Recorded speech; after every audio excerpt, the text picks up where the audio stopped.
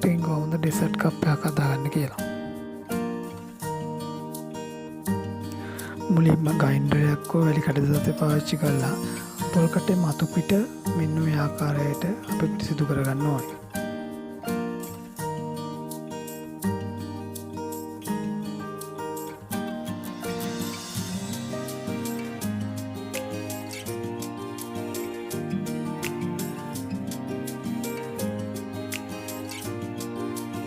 එහිදී අපිට අමාරුම කාර්යය තමයි පොල් කට්ටේ ඇතුළත පිරිසිදු කර ගැනීම.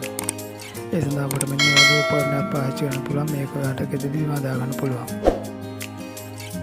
මේ සාදා ගන්න ආකාරය දැනගන්න කැමති කට්ටිය නම් කමෙන්ට් බොක්ස් එකේ දාන්න. මට ඒ ගැන වීඩියෝ එකක් ඊළඟට අරගෙන එන්න පුළුවන්.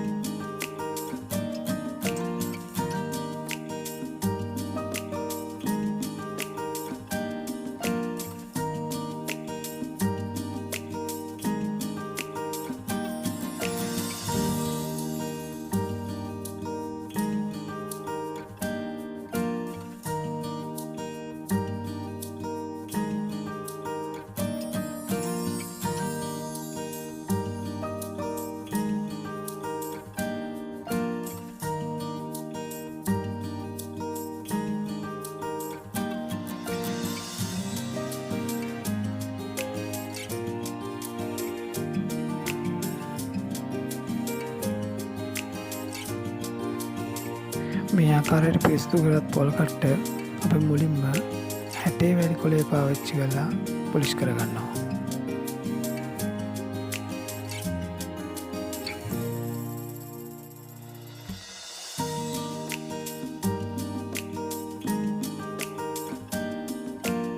ඊට පසුව 320 වැලි කොලය